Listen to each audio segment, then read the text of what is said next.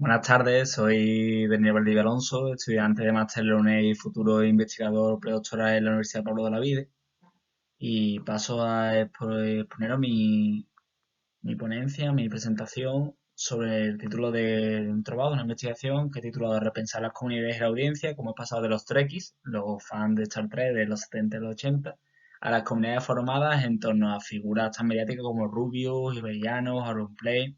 y otros streamers de gran éxito en la actualidad. Como índice, he dividido esta presentación en cuatro sectores. En primer lugar, una introducción para explicar un poco qué es eso de Twitch, aunque la mayoría menos que lo conoceréis, y el gran éxito que está teniendo en los últimos años. Un fenómeno acelerado a raíz de la pandemia, pues bueno, estamos más tiempo en casa.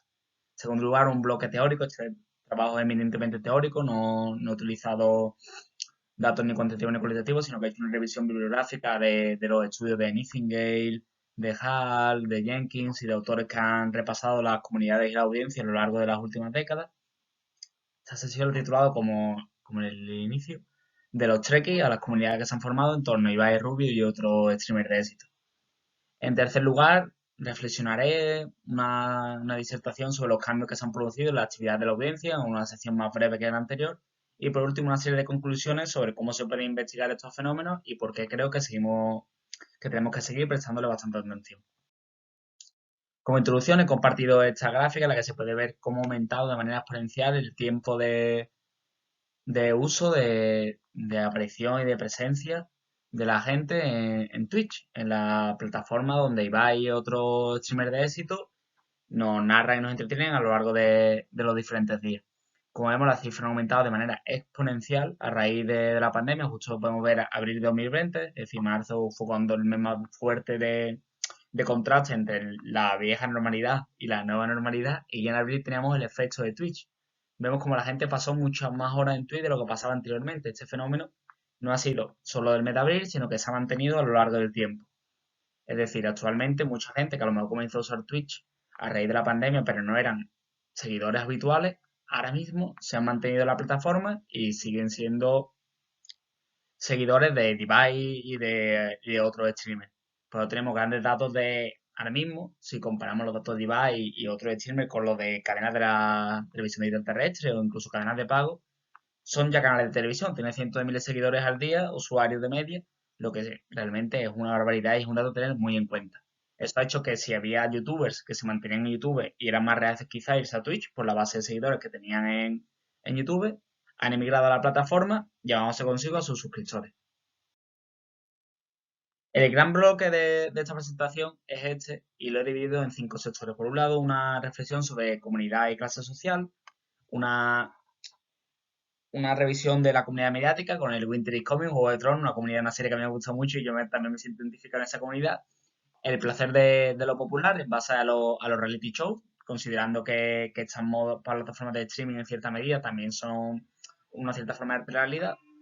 La fragmentación de la audiencia, esa variedad de plataformas y de canales que nos ofrecen los medios digitales actuales. Y por último, cómo se están originando esas comunidades dispersas en las nuevas plataformas.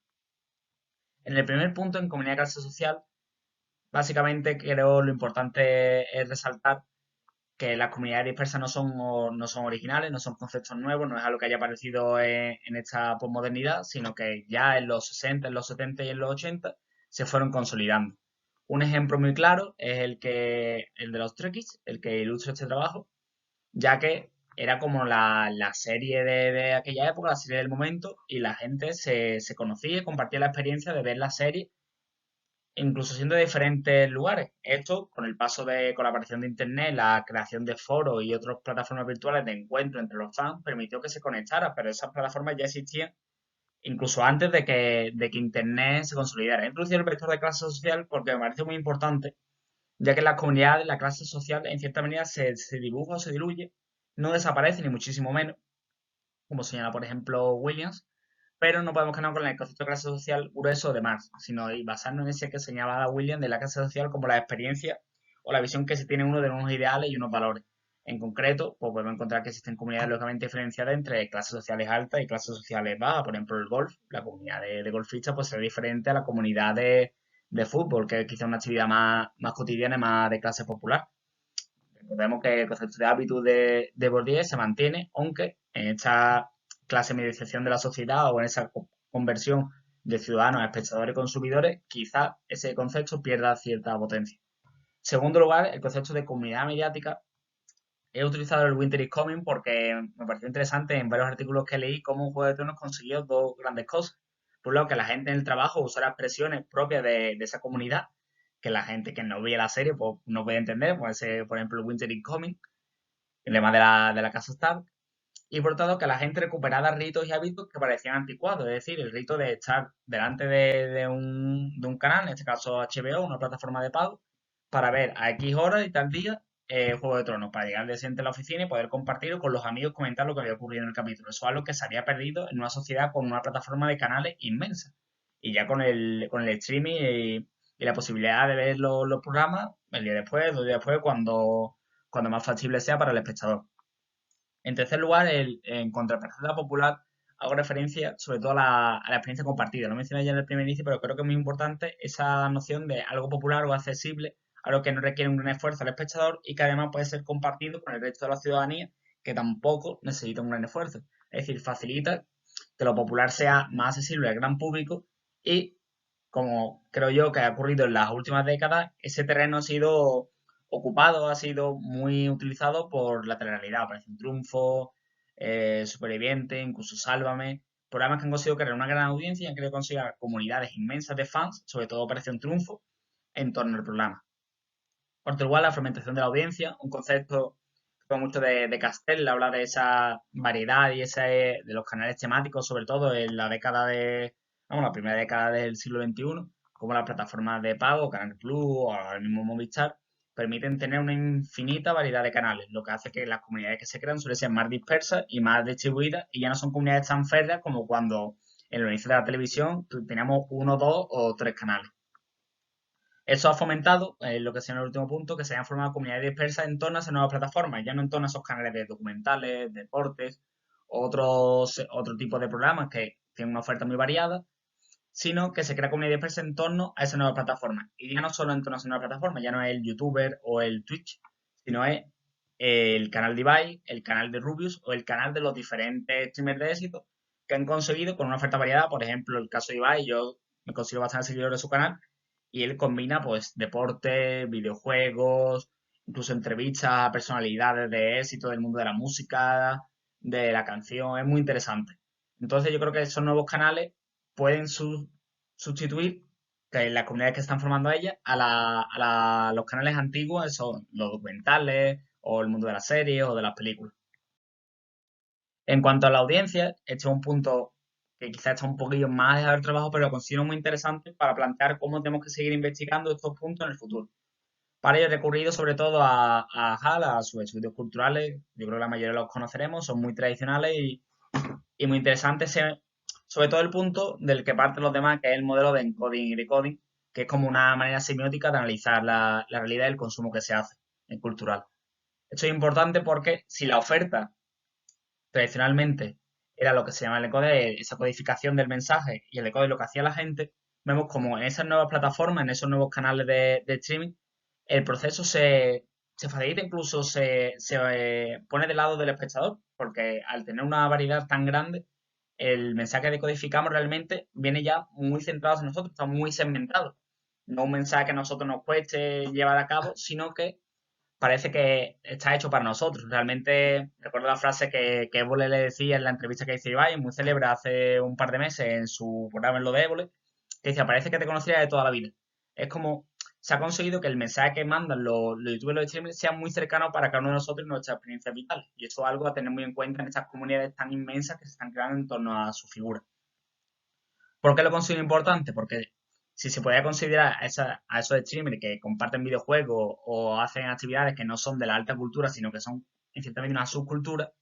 su cercanía rompe totalmente los esquemas y hace que las críticas que se lanzan de los medios de comunicación, en que son pues telebasura o canales más orientados a niños, a la infancia, se quiebran por esa cercanía y esa accesibilidad que muestran con el espectador. Y eso es súper importante porque,